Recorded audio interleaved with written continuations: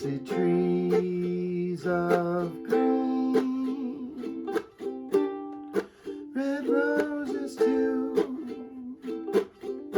I see them bloom for me and you, and I think to myself, what a wonderful world.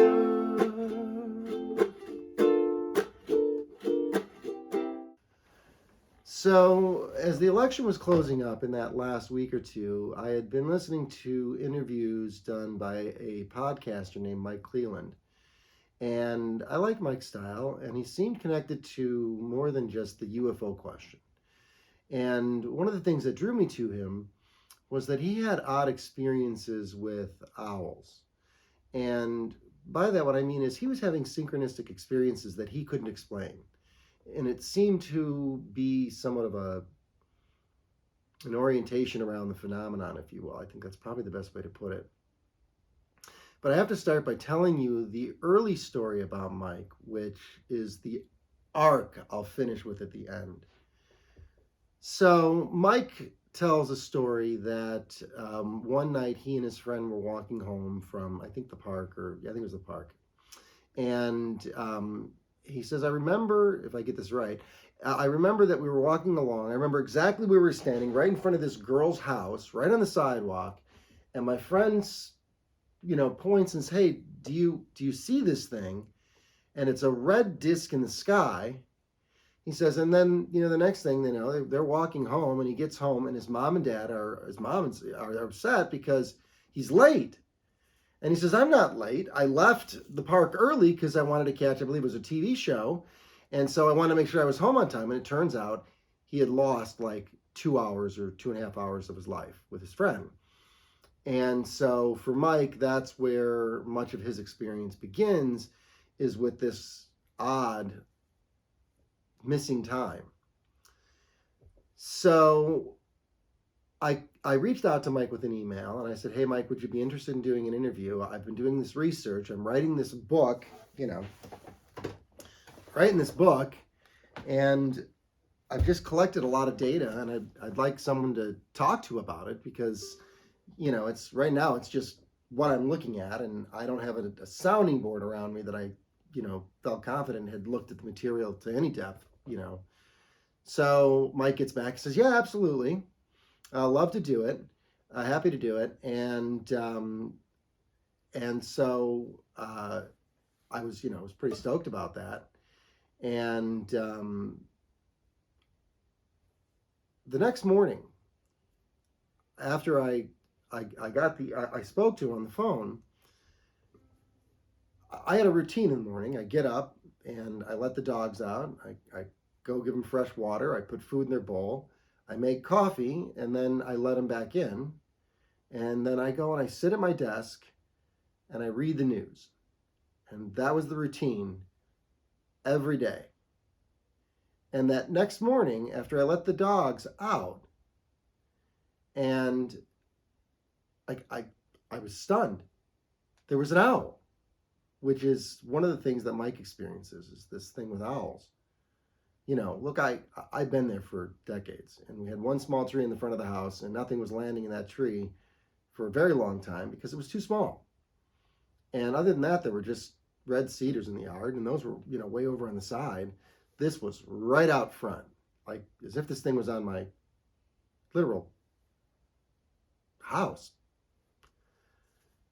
And so in any case, Mike said, hey, when do you want to do this? And the election was that night. And and so I said, well, I don't want to do it that Wednesday because that would be the day after the election. And I might get a call from, who knows, the press, if they even cared, which they didn't. And I said, let's do this on Thursday. And we picked 10 o'clock. And as I sat down at 10 o'clock, or about 9 o'clock or 8:30 or so, to get ready for the interview, I realized I should probably go get the book, the first book, at least maybe even a couple of books, and look back at, what I've written, if there's anything interesting I might want to talk about. And I opened up the book, and I had scheduled the interview 2 years to almost the minute of when I started writing in the book. I started writing at 10:10 on November 6th, 2012, and this was November 6th, about 8:30 in the morning. The thing is, I had resolved that I was going to write, and I'd gotten all the materials. And so as I got on the call with Mike at 10 o'clock, that would have been right about the time that I decided to pull the materials out, get myself organized. And much like I was getting organized to do the interview, I was getting organized to write the book. And so when I talk about synchronicities in my life and how many there have been, I've had a lot of synchronicities. What I want you to tolerate, I'm going to post the whole interview here also, is, I'm a poor interviewer at first, and I'll get much better, but I use the word interesting and interestingly about 1 billion times. And what you can hear, though, is just a lot of, nervous energy, because I'm talking about a taboo subject with someone that I honestly believe knows much more about the subject than I do.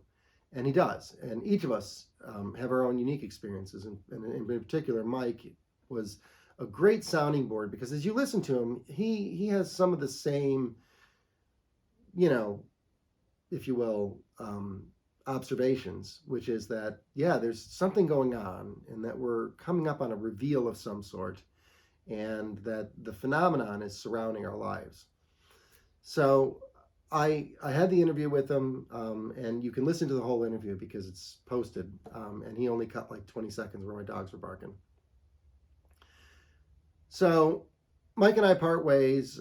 I do follow his podcasts for a while. He stopped putting out podcasts, but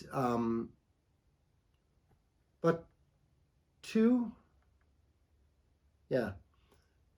2 years later, in 2016, I started scoring standardized tests in Woodbury at a place called DRC, Data Recognition Corporation. And I want to say this was my second assignment. I think this is my second assignment. And might have been my first, doesn't matter.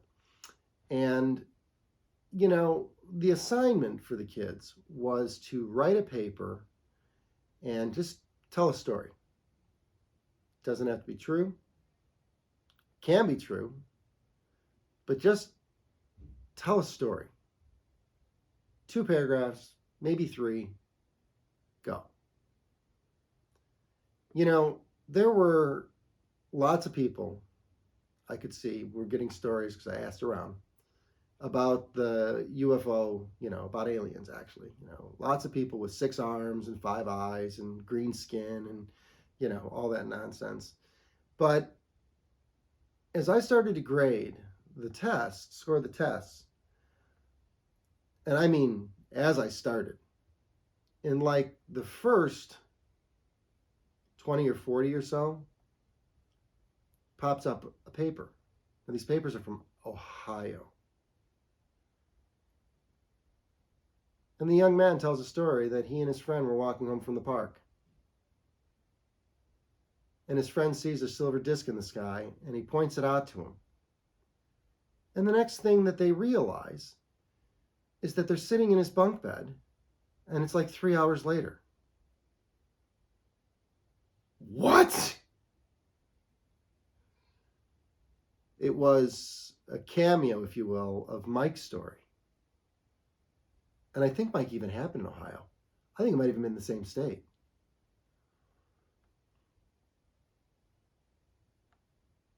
I never got another paper like that. And I asked around, like I said. I did check around a little bit. Nobody said they got any other papers like that either. And so I don't know what other thesis I can go with, other than this young man had an abduction experience and saw an opportunity to write it down anonymously. The universe stuck it in my inbox. So you begin to take all of these experiences, all of these synchronicities. Right after the election, I say to Mike, look, I'm just experiencing all of these odd things that they just seem, they're just cross points. Could they happen? Yeah. Any one of these could have happened. Could all of them happen? That's the question that I'm asking. And the time I spent with the interview with Mike was another example of those crossroads, because we have messengers, and those messengers are delivering messages all around us. If we know what we're looking at, if we know what we're looking for, and if we know why they're making the messages the way they're making them, which is to say, they're weaving them in all around us, all around us.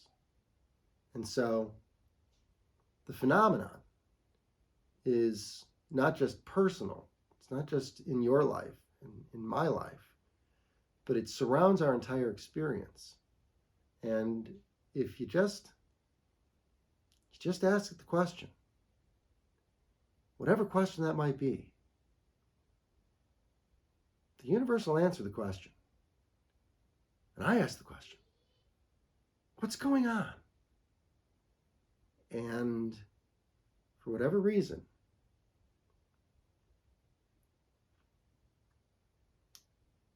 I just continue to have unique experience after unique experience.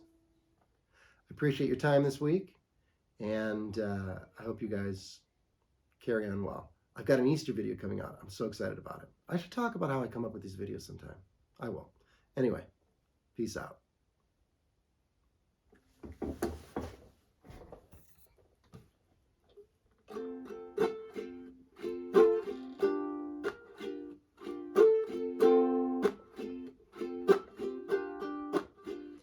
I see trees of